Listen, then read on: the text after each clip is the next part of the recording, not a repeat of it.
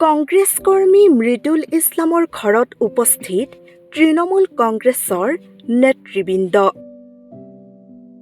আজিও শোকাকুল পৰিৱেশ দক্ষিণ কামৰূপৰ সোণতলীৰ কিসমত কাথমিৰ মৃদুল ইছলামৰ বাসগৃহত।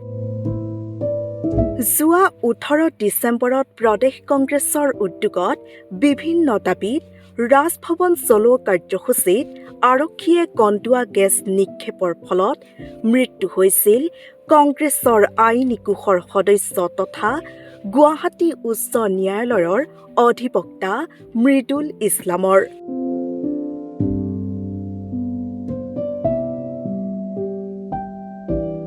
এক শোকাকুল পৰিৱেশৰ মাজতেই মৃদুল ইছলামৰ বাসগৃহত উপস্থিত হয় তৃণমূল কংগ্ৰেছৰ কেইবাজনো নেতা। সোণতলীৰ কিসমত কাথমিৰস্থিত মৃদুলৰ ঘৰত উপস্থিত হয় তৃণমূল কংগ্ৰেছৰ সভাপতি ৰমেন বৰঠাকুৰৰ লগতে তৃণমূল কংগ্ৰেছৰ মুখ্য আহ্বায়ক দুলু আহমেদ।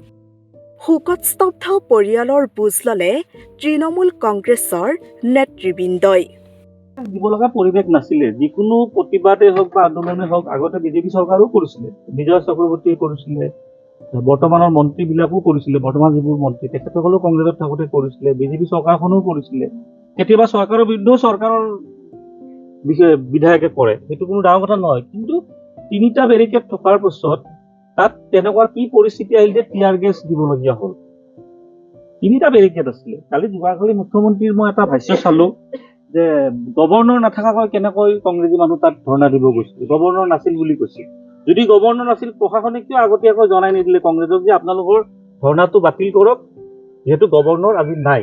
তাতেতো কোনো ল'ৰা ধেমালি কৰিব যোৱা নাই। এতিয়া গভৰ্ণৰ আছে নে নাই কংগ্ৰেছৰ নেতৃত্বক গম পাবৰ কাৰণে চৰকাৰখনৰ দায়িত্ব আছিল বা প্ৰশাসনৰ দায়িত্ব আছিলে।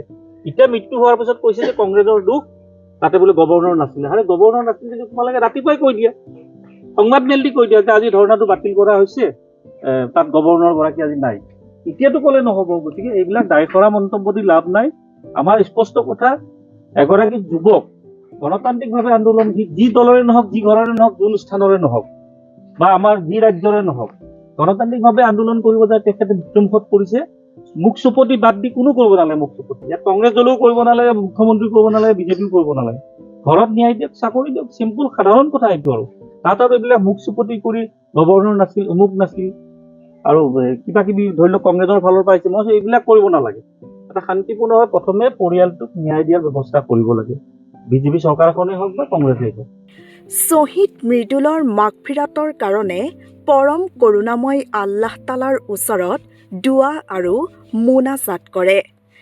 আনহাতে মৃদুল ইছলামৰ মৃত্যুক লৈ মুখ্যমন্ত্ৰী খুৰদাৰ সমালোচনা কৰে তৃণমূল কংগ্ৰেছৰ দুলু আহমেদৰ লগতে ৰমেন বৰঠাকুৰে। মৃত্যু এক নিদাৰুণ বাস্তৱ। যাৰ ঘৰত মৃত্যু হৈছে সিহে অনুভৱ কৰিব পাৰে, দূৰৰ পৰা উপলব্ধি কৰিব পাৰে, কিন্তু অনুভৱটো যাৰ ঘৰত হয় সিয়ে কৰে। মৃত্যু এক নিদাৰুণ বাস্তৱ। এতিয়া কথা হ'ল আমি তেখেতক ঘূৰাই নাপাওঁ। তেখেতৰ যি আশাহতীয়া প্ৰচেষ্টা আছিলে এখন গণতান্ত্ৰিক দেশৰ কাৰণে, ভূপেন বৰাডেমৰীয়াই নিজ দলৰ সভাপতি হিচাপে, কংগ্ৰেছ দলৰ সভাপতি হিচাপে তেখেতে যি কাম কৰিছে তাতে মোৰ কোনো মন্তব্য নাই। কিন্তু আমি চৰকাৰৰ ওচৰত মৃদুলৰ পৰিয়ালক ক্ষতিপূৰণ দিবলৈ আৰু মৃদুলৰ পৰিয়ালৰ যদি কোনোবা উপযুক্ত ব্যক্তি আছে নিযুক্তি দিবৰ কাৰণে দাবী। আনকি মৃদুলৰ 2 কন্যা সন্তানৰ 3 বছৰৰ পঢ়াৰ খৰচ বহনৰ সিদ্ধান্ত গ্ৰহণ কৰা হয়।